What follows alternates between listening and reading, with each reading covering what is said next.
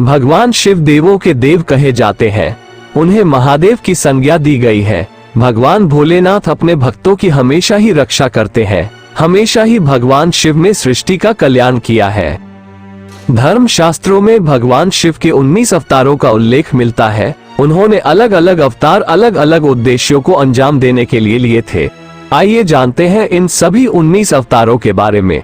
लेकिन इनके बारे में जानने से पहले अगर आप चैनल पर नए हैं तो इसको सब्सक्राइब कर ले और कमेंट में हर हर महादेव जरूर लिखे। हर महादेव, हर महादेव, हर महादेव। तो शुरू करते हैं। नंबर 1, शरभ अवतार। भगवान शंकर का पहला अवतार है शरभ अवतार। इस अवतार में भगवान शंकर का स्वरूप आधा मृग यानी कि हिरण तथा शेष शरभ पक्षी का है, जिसे पुराणों में 8 पैरों वाला प्राणी बताया गया है और वो शेर की ही तरह शक्तिशाली था। इस रूप में इसका वर्णन मिलता है। इस अवतार में भगवान शंकर ने नरसिंह भगवान की क्रोधाग्नि को शांत किया था।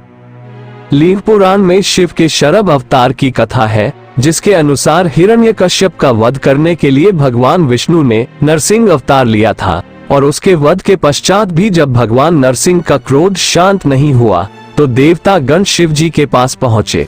तब भगवान शिव ने शरभ अवतार लिया था और वे इसी रूप में भगवान नरसिंह के पास पहुँचे थे तथा उनकी स्तुति की, लेकिन भगवान नरसिंह का क्रोध शांत नहीं हुआ। ये देखकर शरभ रूपी भगवान शिव ने अपनी पूंछ में नरसिंह जी को लपेट कर ले उड़े और तब जाकर भगवान नरसिंह की क्रोधाग्नि शांत हुई।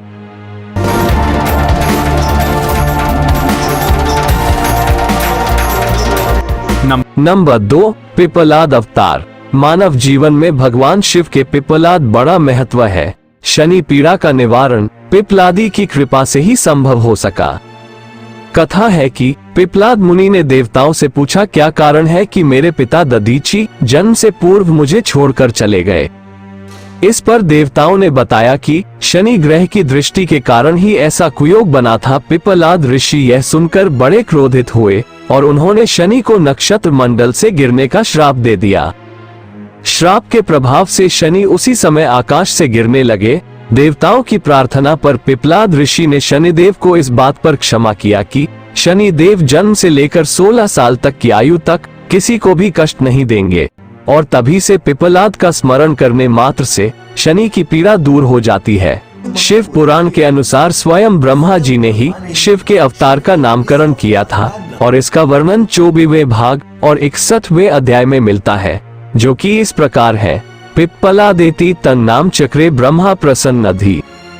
नंबर 3, नंदी अवतार। भगवान शंकर सभी जीवों का प्रतिनिधित्व करते हैं और उनका नंदीश्वर अवतार भी इसी बात का अनुसरण करते हुए सभी जीवों में प्रेम का संदेश देता है। नंदी बैल कर्म का प्रतीक है, जिसका अर्थ है कर्म ही जीवन का मूल मंत्र है। और इस अवतार की कथा इस प्रकार है। शिलाद मुनि ब्रह्मचारी थे। वंश समाप्त होता देख उनके पितरों ने शिलाद मुनि को संतान उत्पन्न करने को कहा। शिलाद मुनि ने अयोनिज और मृत्युहीन संतान की कामना से भगवान शिव की तपस्या की। तब भगवान शंकर ने स्वयं शिलाद मुनि के यहाँ पर पुत्र रूप में जन्म लेने का वरदान दिया। कुछ समय पश्चात भूमि जोतते समय शिलाद मुनि को भूमि से उत्पन्न एक बालक मिला और शिलाद मुनि ने उसका नाम नंदी रख दिया, जिसके बाद भगवान शंकर ने नंदी को अपना गण अध्यक्ष बनाया और इस तरह नंदी नंदीश्वर हो गए। बाद में मरुतों की पुत्री सुयशा के साथ नंदी का विवाह किया गया था। नंबर 4, भैरव अवतार। शिव पुराण में भैरव को परमात्मा शंकर का पूर्ण अवतार बताया गया है।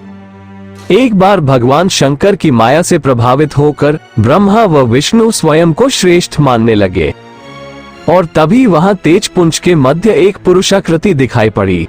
उन्हें देखकर ब्रह्मा जी ने कहा, चंद्रशेखर, तुम मेरे पुत्र हो, अब मेरी शरण में आ जाओ। ब्रह्मा की ऐसी बात सुनकर भगवान शिव को क्रोध आ गया और उन्होंने उस पुरुष आकृति से कहा, काल की भांति शोभित होने के कारण आप साक्षात कालराज हैं और भीषण होने से भैरव हैं। भगवान शंकर के वरों को प्राप्त कर काल भैरव ने अपनी उंगली के नाखून से ब्रह्मा के 5वें सिर को काट दिया। ब्रह्मदेव के 5वें सिर को काटने के कारण भैरव ब्रह्म हत्या के पाप से दोषी हो गए जिसके बाद काशी में भैरव को ब्रह्म हत्या के पाप से मुक्ति मिली थी। नंबर 5 अश्वत्थामा। महाभारत के अनुसार पांडवों के गुरु द्रोणाचार्य के पुत्र अश्वत्थामा काल, क्रोध, यम और भगवान शंकर के अंशावतार थे। आचार्य द्रोण ने भगवान शंकर को पुत्र रूप में प्राप्त करने के लिए घोर तपस्या की थी और भगवान शिव ने उन्हें वरदान दिया कि वे उनके पुत्र के रूप में अवतरित होंगे। समय आने पर स्वंतिक रुद्र ने अपने अंश से द्रोण के बलशाली पुत्र अश्वत्थामा के रूप में अवतार लिया। ऐसी मान्यता है कि अश्वत्थामा अमर है तथा वह आज भी धरती पर ही निवास करते हैं और इस विषय में श्लोक भी प्रचलित है। अश्वत्थामा बलिव्यासो हनुमांश विभीषण कृपा परशुरामश्व सप्तेत चिरजीविन। इसका अर्थ है अश्वत्थामा राजा बलि, व्यास जी, हनुमान जी, विभीषण, कृपाचार्य, परशुराम जी और ऋषि मार्कंडेय ये आठों अमर है। शिव महापुराण शत्रुद्र सहित 37 के अनुसार अश्वत्थामा आज भी जीवित है और वे गंगा के किनारे निवास करते हैं, किंतु उनका निवास कहाँ है ये किसी को नहीं पता है। नंबर 6 वीरभद्र अवतार। भगवान शिव का विवाह ब्रह्मा जी के पुत्र की पुत्री सती से हुआ था। एक बार राजा दक्ष ने एक विशाल यज्ञ का आयोजन किया, परंतु उन्होंने भगवान शिव और सती को निमंत्रित नहीं दिया।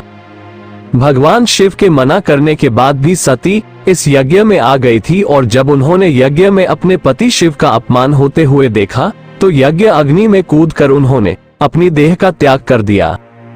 और जब ये भगवान शिव को पता चला तो उन्होंने अपने सिर के एक जटा उखाड़ी और क्रोध में आकर पर्वत के ऊपर पटक दिया और उस जटा से महाभयंकर वीरभद्र प्रकट हुए, जिसके पश्चात शिव के इस अवतार ने दक्ष के यज्ञ का विध्वंस कर दिया और दक्ष का सिर काटकर उसे मृत्युदंड दे दिया। बाद में देवताओं के अनुरोध करने पर भगवान शिव ने दक्ष के सिर पर एक बकरे का मुंह लगाकर उसे पुनर्जीवित कर दिया। महादेव ने लिया वीरभद्र अवतार। नंबर 7 गृहपति अवतार। भगवान शंकर का 7वां अवतार है गृहपति। इसकी कथा इस प्रकार है। नर्मदा के तट पर धर्मपुर नाम का नगर था। वहाँ विश्वानर नाम के एक मुनि तथा उनकी पत्नी सुचिष्मति रहती थी।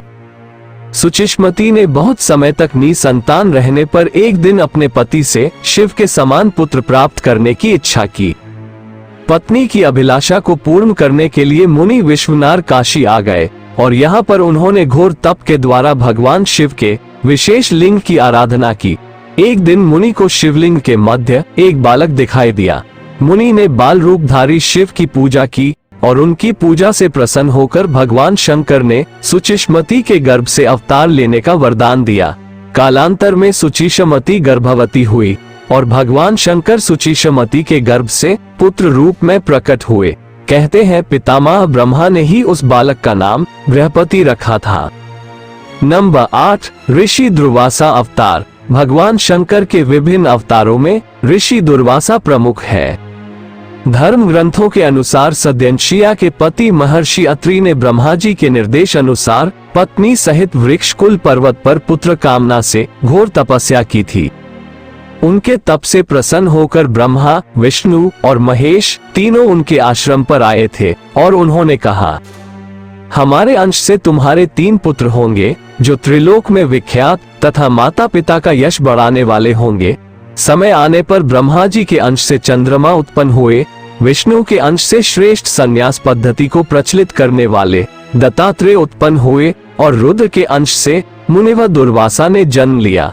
शास्त्रों में इसका उल्लेख इस प्रकार मिलता है, अत्रे पत्न्यंसुया त्रीज जग सुयशसः सुतान दत्त दुर्वासस सोमात्मेश ब्रह्म संभवान। श्रीमद् भागवत खंड 1 और भाग 41 और अध्याय 15 अर्थात ऋषि अत्रि की पत्नी अनुसुईया से दत्तात्रेय, दुर्वासा और चंद्रमा नाम के 3 परम यशस्वी पुत्र हुए। ये क्रमशः भगवान विष्णु, शंकर और ब्रह्मा के अंश से उत्पन्न हुए थे। नंबर 9 हनुमान अवतार। भगवान शिव का हनुमान अवतार सभी अवतार में श्रेष्ठ माना गया है। इस अवतार में भगवान शंकर ने एक वानर रूप धरा था।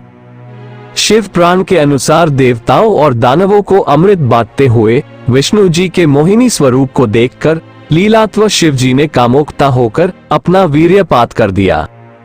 सप्त ऋषियों ने उस वीर्य को कुछ पत्तों में संग्रहित कर लिया और समय आने पर सप्त ऋषियों ने भगवान शिव के वीर्य को वनराज केसरी की पत्नी अंजनी के कान के माध्यम से गर्भ में स्थापित कर दिया और इससे अत्यंत तेजस्वी एवं प्रबल पराक्रमी श्री हनुमान जी उत्पन्न हुए। हनुमान जी को भगवान विष्णु के अवतार श्री राम का परम सेवक माना जाता है। वाल्मीकि रामायण के एक प्रसंग में श्री राम ने ये भी कहा कि यदि हनुमान न होते तो वो सीता को रावण के कैद से मुक्त नहीं करा पाते। हनुमान जी भी अमर है, उन्हें अमरता का वरदान माता सीता ने दिया था। नंबर 10, वृषभ अवतार। धर्म ग्रंथों के अनुसार इस अवतार में भगवान शिव ने विष्णु पुत्रों का संहार किया था। जब भगवान विष्णु दैत्यों का संहार करने पाताल लोक गए थे तो उन्हें वहां पर बहुत सी चंद्रमुखी स्त्रियां दिखाई पड़ी। विष्णु ने उनके साथ रमण करके बहुत से पुत्र उत्पन्न किए, जिसके बाद भगवान विष्णु के पुत्रों ने पाताल से पृथ्वी तक बड़ा उत्पात मचा रखा था। उनसे घबराकर ब्रह्मा जी ऋषि मुनियों को लेकर महादेव के पास गए और रक्षा के लिए प्रार्थना करने लगे। तब भगवान शंकर ने वृषभ रूप धारण कर विष्णु पुत्रों का संहार किया। आपने जो रूप धारण किया, आज से वो ऋषभ अवतार के नाम से जाना जाएगा।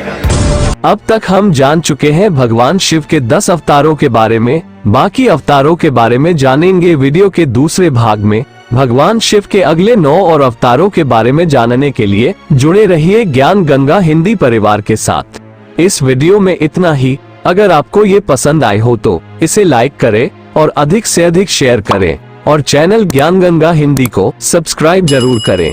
जय भोलेनाथ।